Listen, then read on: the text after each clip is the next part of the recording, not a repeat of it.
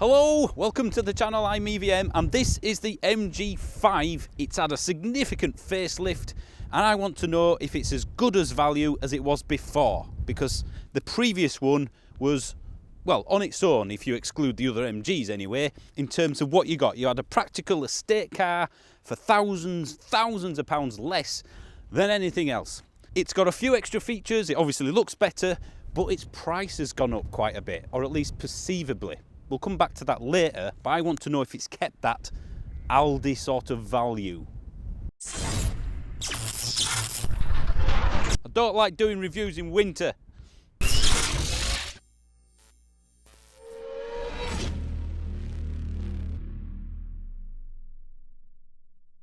As you can see, big difference in the looks. The Passat 2010 looks have disappeared and it's been brought into the MG sort of family look. It looks very much more like the MG4 does, which is a very good thing because that's quite a good looking car. So you've got these sharp angles and it's much more modern.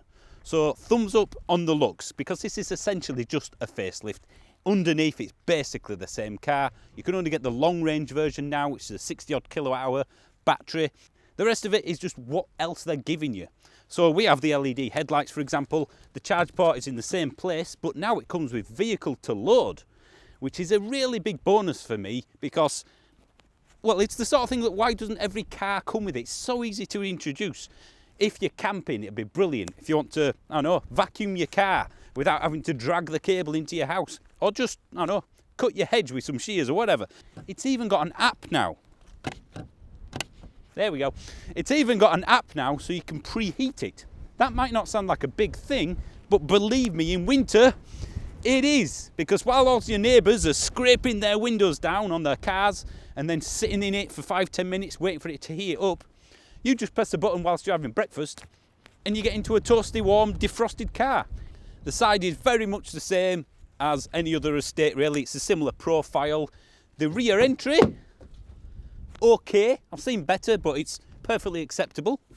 And this time, as standard, usable roof bars. You can put 75 kilograms on those. So again, they seem to have actually listened to people's wants and complaints and added things that were missing from the previous one. This at the back, very similar to the previous one. Not much to look at. It's fairly average, not ugly, not beautiful. It's a practical proposition. And that's where this comes in, the boot. It is an estate, but it's not a massive estate. It's more of a estate access hatchback for me. Like the Focus estate is much bigger in terms of litres, as an example. It's not flat, so you don't have that slide in and out sort of thing, so that would be quite nice. It'd be also good if you could put the seats all the way down and be flat as well.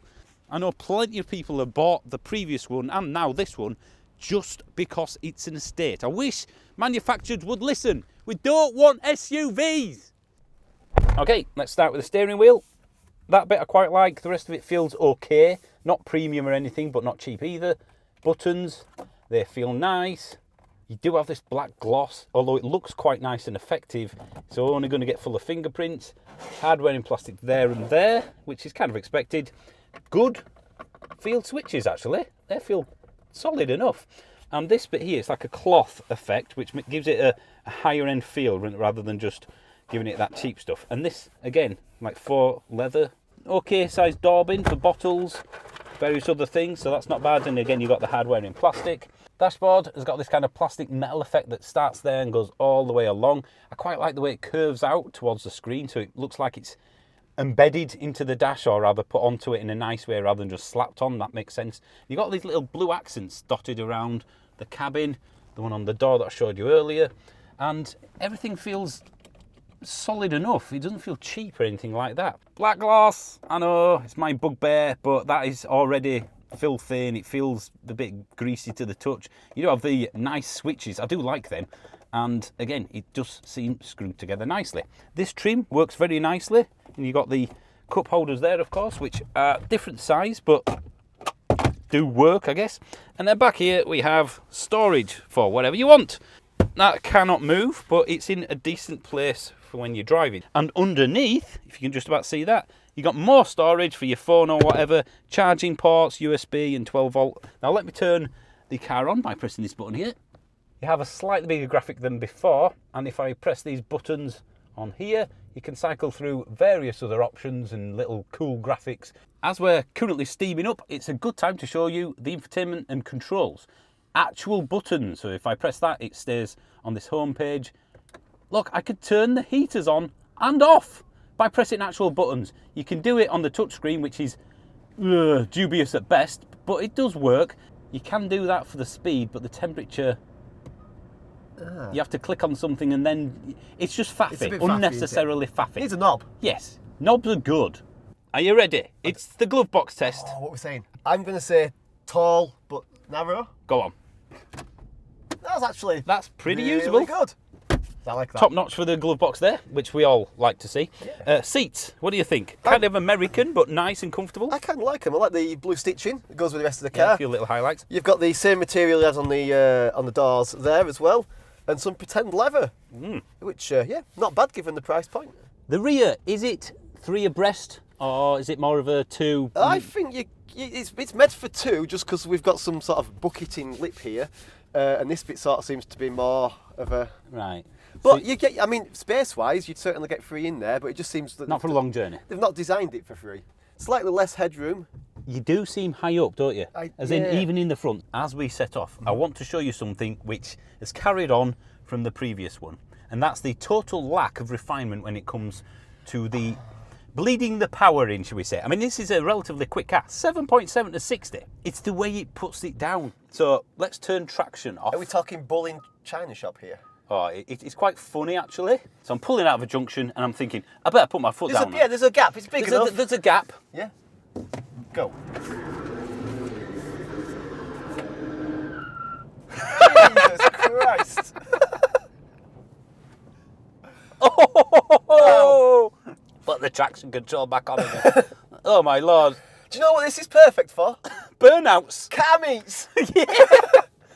But the thing is, even with traction control on, every time you set off, it just spins. Yeah. All the time. So that's the refinement difference. just don't get. The finesse that you miss out at the moment. Yeah. With like an MG style car instead of something like a Volkswagen or a Kia. Kia Niro has more power, but It bleeds in, doesn't it? The torque didn't come in 30 instantly. mile an hour doesn't seem to be that much, and then Wait. you just go, ooh. There's nothing wrong with the interior. I mean, in terms of ID3 level, it's probably, I'd say probably better than the ID3. But it does lag behind other things, doesn't it? It does, yeah. I think for me... But I don't mind. For the money. See? That's with traction on. Traction is on, it just can't cope. And it's not because I'm planting my foot. I'm in normal mode. Yeah. I'm not doing anything silly. But when you get going, it does let you, or remind you that it's not a hot hatch. We are kind of bouncing a little bit. Yeah. We are wallowing a little bit. It feels outside of its comfort zone. But you know what? It is very predictable. Yeah. I know exactly when it's getting upset. So it's weirdly communicative. Most of the time. On these roads. Yes. Will it do a tip run? It will do the tip run, yes. Can you go to work in it? Absolutely, yes. Yep. Can you do shopping? Big shop? All that. Yep, and kids in the back as well. You can do that. Your own kids. You can even get dogging in the back. You can. You can.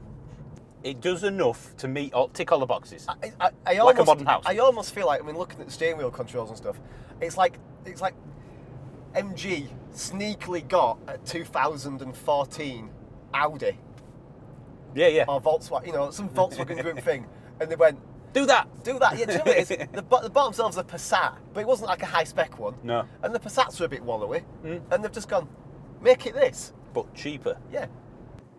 I will say this, the reversing camera ain't the best. The 3D image, I mean, it's quite clever. Quite a bit of walleye going on there. The aspect makes it almost like I don't want to trust it. It's like somebody ordered a 360 camera system off Wish. But look, all the cameras are already dirty, and we've done what, 2 miles? Yeah, since we stopped then. Oh, one thing I forgot to highlight. Yeah. Wiggle the wheel slightly from left to right and see if they're connected to the actual wheels. Yeah, there is no... It's not moving. The car's not moving. It's connected to the wheels, isn't it? I'm pretty sure I'll have a check. Yep. Right. Is. Right, so the first couple of inches of travel doesn't do anything. There's a bit of disconnect, isn't there? But again, we're being picky, aren't we? It feels very floaty. It's comfortable. It is. Practical. I won't say it's refined, but it's okay. Enough. It's enough. Yeah. And in the previous version, very cheap relative to other EVs. Yeah. Now, the trouble is, £31,000 this starts at. This one we're in today is 33.5. Oh, there's the traction again. That sounds like it's gone up a lot to me, doesn't it? It does, yeah. But it hasn't. The list price of the previous long-range MG, because this is only available in the long range now, was 29. This is 31. So in the whole grand scheme of things, and the amount of the amount that cars have gone up, it's probably come down in value. The Kia Niro, the Volkswagen, They've gone up everything's silly gone amounts, up a lot haven't more they? than that. So that for me accounts for the extra. However, the perception will be this has gone up an awful lot because what the previous MG had for most of its life anyway was the government grant, Yep. which was 2.5 at the time. Mm-hmm. So that brought 29 to 26.5. And if you were lucky enough to be on the Affinity scheme, which is like emergency workers, education and so forth, you got like another, was it 1,500 or something? You got quite a substantial amount. So essentially for 25, let's say 25 to £26,000, you could get a long range mod MG5. Yeah. Now it's 31. But it's not MG's fault. No, it's just The government has stopped the grant, so therefore everything's gone up by that. And I think that's going to have an effect because it's a mental barrier of 30 grand as well. I think as well is that lots of people still think you can get a Golf R for 30 grand. I think gone are the days out of what you can get. What else can you get for this price? I've got 4 realistic alternatives to this that could argue that they're The ID3 family-esque. would have to be in. ID3 in its smaller battery version. Yep. Nissan Leaf in its bigger battery version.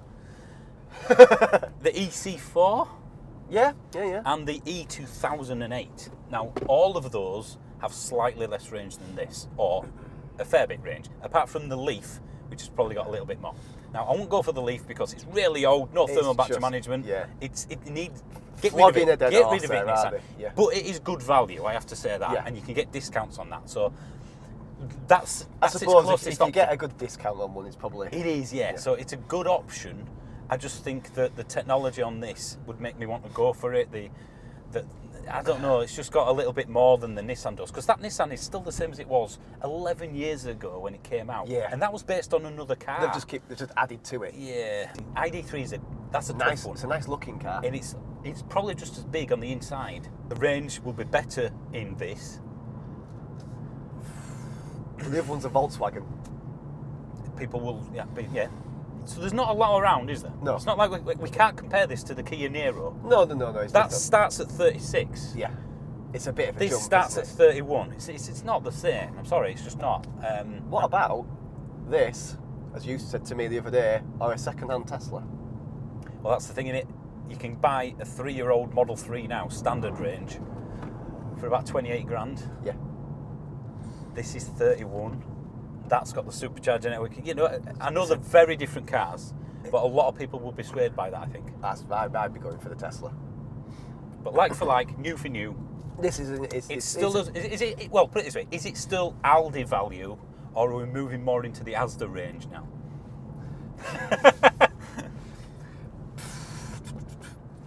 Nah, I still think it's. It is because everything else has gone up on it. Yeah, When you're yeah. looking at this is still the top chumps in terms of. 18, There's some things it's not as good as others, but in general, yes, it's a better package. I feel like most of the problems that we're complaining about are easily fixed with software. Yeah. Yeah, the buttons on here are far too small, aren't they? I mean, look at that. Let me take a picture of it so I can put it up in a minute. But that is just to turn traction off and Bluetooth and a few other things. Look at the size of the buttons compared to the screen real estate you've got to play with.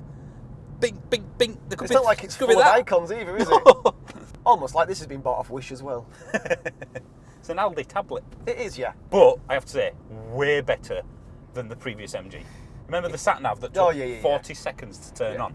And you've got Apple CarPlay, Android Auto, so that eliminates Negates all of the stuff on completely there. gone then, innit? The miles per kilowatt hour we've got on this in the last 18 miles is 2.5 miles per kilowatt hour. That's over the last hour of driving.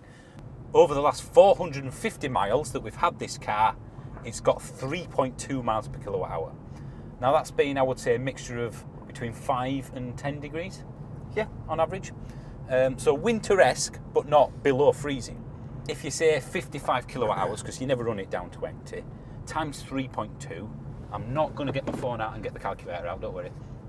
I think I've done that wrong because according to my 181. calculations, it's got 1,815 miles of range. Yeah. I'll do that again. 181. Even with the calculator, I can't do it right. 181.5 miles of range. That's winteresque. Yeah. I can't get the answer to that on iPhone. So let's say 170 to 220 miles from winter to summer average Yeah. range. So 190 miles average. I just said so. But again, completely depends on how you drive. Short journeys, long journeys. The MG4 can charge at, I think, 135 kilowatts. This can only charge at about 87. Right. So it's It needs to be 135 Yeah, for any car coming out this. 2021 onwards should be well over 100. Again, it's okay. It's just not quite there. Do you know what? It's for grade C student. You can get the MG ZS in its smaller battery version, so that's 50-ish instead of 60-ish of this. Yeah. Is slightly cheaper than this. It's like 30 and a half. So would you get the 50 kilowatt hour MG ZS or the 60 this? I mean, as much as I hate SUVs, I'd probably go for the smaller battery ZS. You think? I just think I like the look of it a little bit more as well. Or the MG4? Which is if you don't need the space. And that meant, to be fair, that wasn't was small, was it? No, it was. So I guess, again, your big decision is which MG do you go for, rather than should I go for an MG? Yeah. You go to Aldi, I bet it's proportionally more expensive for your beans than it was a year or two ago. Well, yeah, So there you go. Is. Yeah. Still cheaper than what else is around. So there we go. So I think it's still a cracking buy. Yeah. You know what? In our day, things didn't cost as much as they used to. They didn't. And you know what? Music isn't as good either. No, I remember it was just bang, bang, bang, bang. And now... Yeah. You don't get quality classic tracks like Smack Your Bitch Up anymore. You just get some woman singing about a coochie. Coochie, wasn't that an Armand Van Helden song? I don't know. It was. Was it? Coochie. Brilliant. So yeah, thanks for watching, guys. Let us know what you think. Is this still an option for you, or is the lack of government grant and the affinity scheme changing? Has that made it Unobtainable. Yeah. Right. Thanks for watching. Cheers. Bye. Thank you, bye.